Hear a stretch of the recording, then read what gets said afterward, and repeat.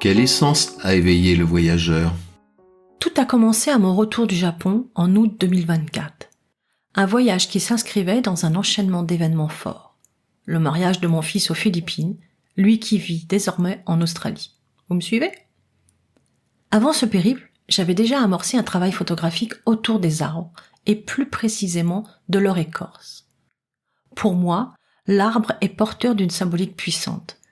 Ses racines représentent la vie, l'origine, tandis que son écorce incarne une forme de peau, une enveloppe charnelle, marquée par le temps. Ce regard, je l'ai poursuivi tout au long de mon voyage. Impossible de découvrir le Japon sans passer par Tokyo, cette capitale fascinante, à la fois ultramoderne et profondément ancrée dans ses traditions, entre gratte-ciel étincelant et temples séculaires. Et puis Kyoto, l'ancienne capitale impériale, avec ses temples bouddhistes, ses jardins raffinés et ses palais chargés d'histoire. À mon retour, j'étais profondément bouleversée, incapable dans un premier temps de mettre des mots sur ce que j'avais ressenti. Mais en revisitant mes images, celles des villes et des écorces, une évidence s'est imposée. Le besoin de raconter, en noir et blanc, ma vision personnelle du Japon, faite de contrastes mais aussi d'harmonie. De là est née l'envie de partager ce récit visuel avec un public plus large à travers la création d'un livre.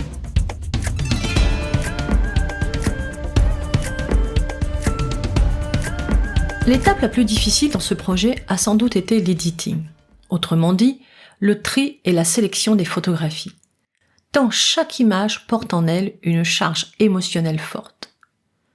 Je disposais de 2 séries distinctes, la photographie de rue et celle des écorces d'arbres. Il s'agit donc d'un double travail de sélection, tout en conservant l'idée d'un dialogue visuel en diptyque et de préserver un équilibre global entre contraste et harmonie.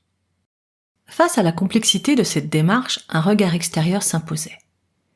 Et qui de mieux placé que François Rastol, de la Galerie Rastol, pour m'accompagner dans cette aventure. Depuis 2017, je collabore avec cette galerie, dont la ligne éditoriale originelle est justement la photographie de rue en noir et blanc.